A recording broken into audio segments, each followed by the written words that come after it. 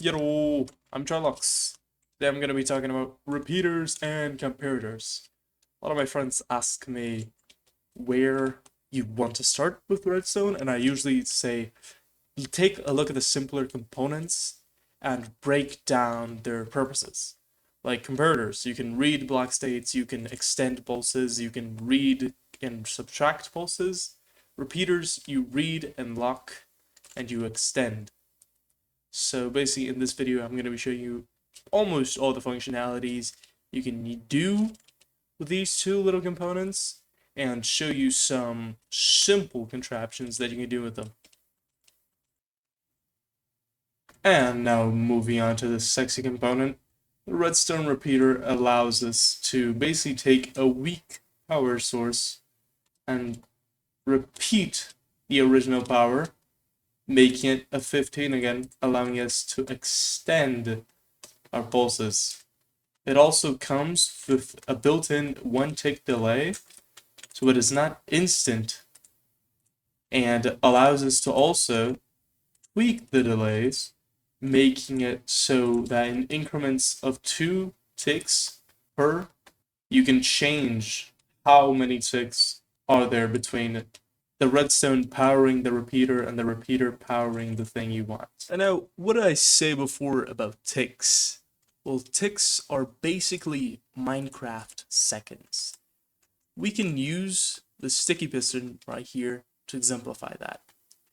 Right now, it's just going in with 1-tick delay.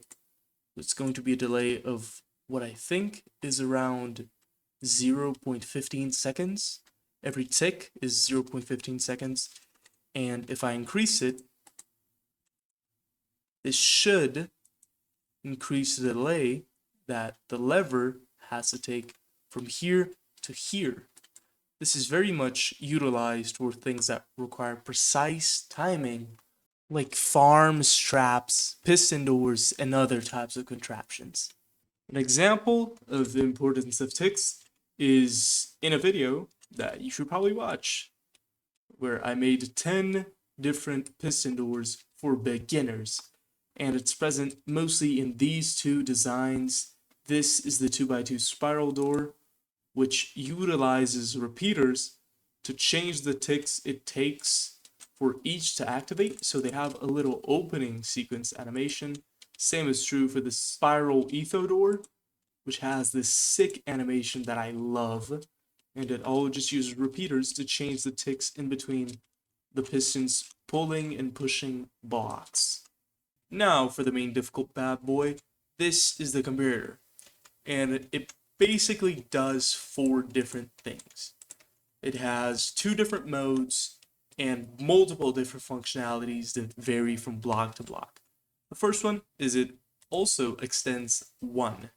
So if we switched out this one, it would still not reach as far if we continued the line, but it will take the previous power and just repeat it instead of being like the repeater, where instead of repeating, it just turns it back to 15. And here, if we got a piston, we would see that this stick is 1 tick that is put into it by default. So if you made a long line of comparators, as you put a redstone dust at the end, it will take a bit to reach that dust.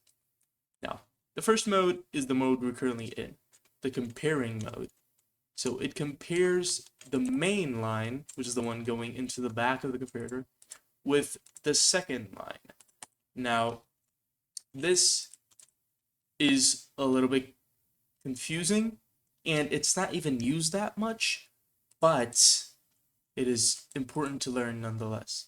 So here, if I had this specific one, it passes the comparison because it is higher or equal to 14, which is the power that is being outputted by the sides.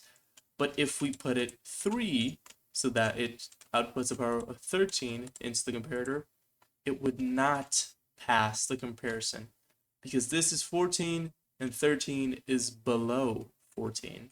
But if we put it back here, 14 is equal to 14, so it passes. It's a little bit complicated, but it's just higher or equal to the power source being put on the side. It also applies to both things, even though you don't really need it, right? You could just put a higher or lower than. Basically, go into a creative world and test this mode out. It's not even the hardest part about it. It's just a little bit confusing for starters. By the way, I couldn't help but notice you've watched this video pretty far through. How about you leave a little bit of a subscribe, a little bit of a like, maybe? Maybe comment your favorite part, maybe comment what you didn't like. Just anything to help out the channel. Enjoy the rest of the video. Now this, we're reaching my favorite part of the comparator. Here is the subtracting mode. You see this little redstone torch? It toggles whenever you right click on it, and if it is turned on, that means you are in subtracting mode. Just from the name alone, you could probably guess. So main line here, second line here, boom, get the power from this one, subtract it from this one, and then you get your final power.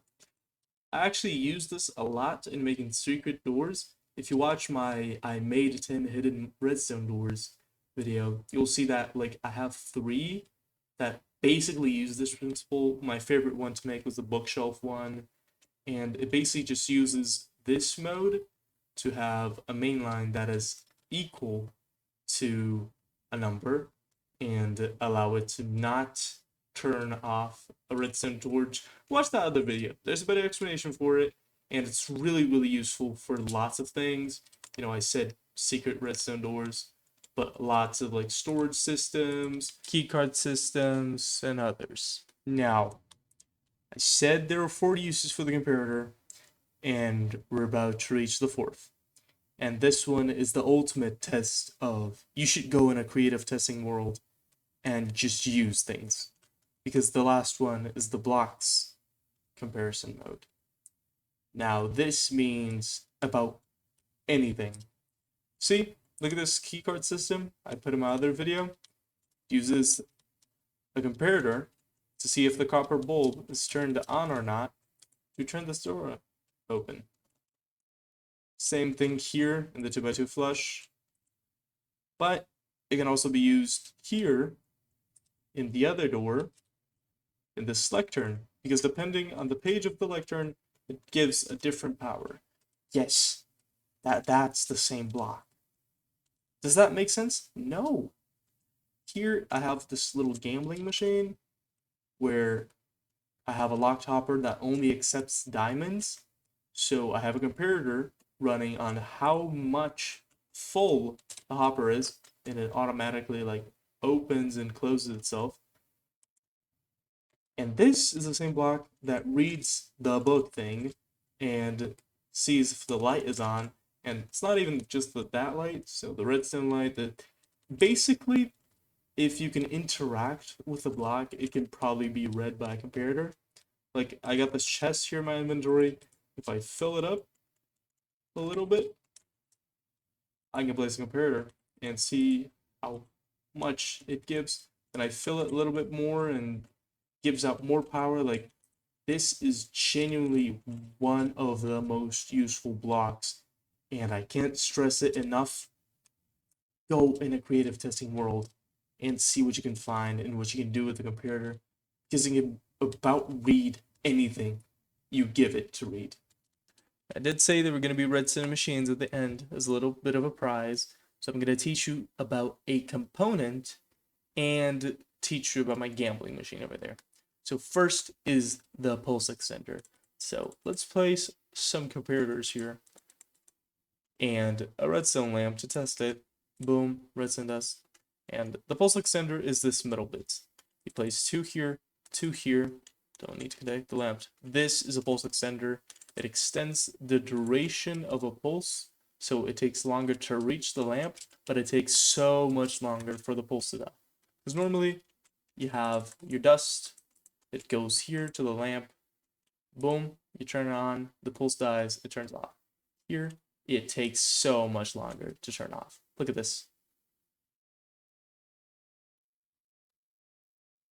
I didn't slow that down, like that genuinely took that long. It is such an useful machine for displays and any other type of contraption. Like, genuinely, it surprises me. Comparators might be the most useful block in the entire game. Like, just use it if you can. You can use it for doors if you don't want to make it a T flip-flop. If you want to make it a time door, you can use pulse extenders. Displays already told you, like, note blocks. It is so useful. Now here is my little gambling machine. I love it so much. So basically what it's using is hoppers, locked hoppers, and comparators. So here we have the payment barrel that you put it here, then it goes down here, and then this is a locked hopper. It's going to gain a diamond, which is going to make this comparator read out 2, because, you know, after a certain limit of items, it reads out a different power, which goes into that comparator, which I think goes into a repeater, which loops it back up, turning off this redstone torch, allowing more diamonds to flow through. So it's basically like a continuous turn on, turn off, turn on, turn off. And, you know, simultaneously also turns on the actual machine. This is just dispenser with shears and diamonds. Simple things. Then let's just test it, shall we? We grab a diamond and we put it here. Empty this prize. And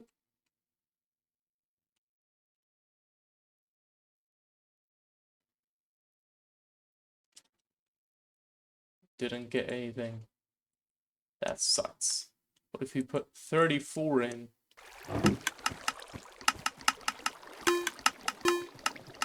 Ooh, now we're getting some prizes. Ooh. Is it done? No, still going.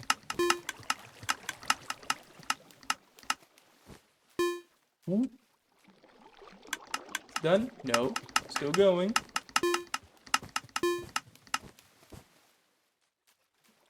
Then let's check the final prize, see if we got a win or a loss.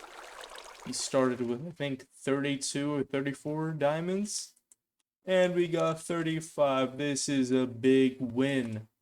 Just stash it here, and just goes to show, of course, this is a silly machine.